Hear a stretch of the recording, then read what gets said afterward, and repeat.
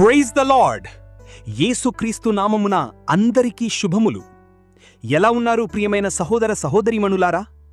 దేవుని కృప వల్ల మీరు అందరూ బాగానే ఉన్నారని నమ్ముతున్నాను.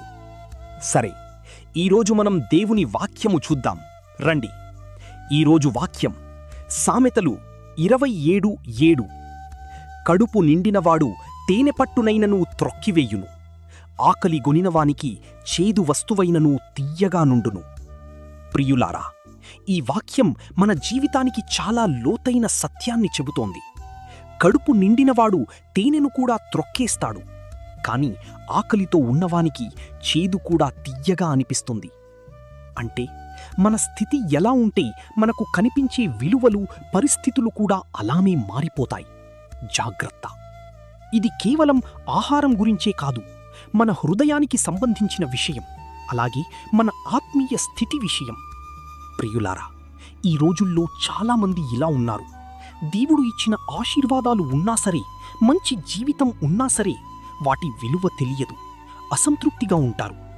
ఎందుకంటే వారి హృదయం నిండిపోయింది, దేవుని అవసరం అనిపించట్లేదు.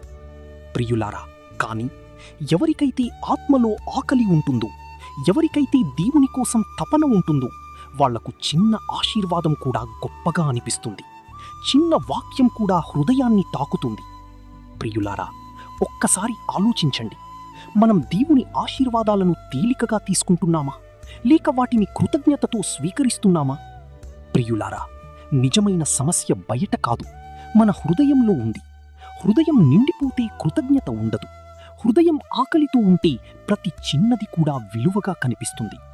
ప్రియులారా, దేవుని వాక్యం మనకు ఏమి నేర్పుతుంది అంటే, వినయంగా ఉండు, కృతజ్ఞతతో జీవించు, దేవుని కోసం ఆకలితో ఉండు. సరే, ఈరోజు మనం ఒక నిర్ణయం తీసుకుందాం. నేను కృతజ్ఞతతో జీవిస్తాను. ప్రియులారా, నిండిన హృదయం విలువను కోల్పోతుంది. ఆకలిగల హృదయం ప్రతిదానిని ఆనందంగా స్వీకరిస్తుంది. ఇదే దేవుని జ్ఞానం. ప్రభువైన యేసుక్రీస్తు వారి కృప నీకును, మీ కుటుంబాలకును నిత్యము తోడయుండి ఆశీర్వదించునుగాక. ఆమేన్.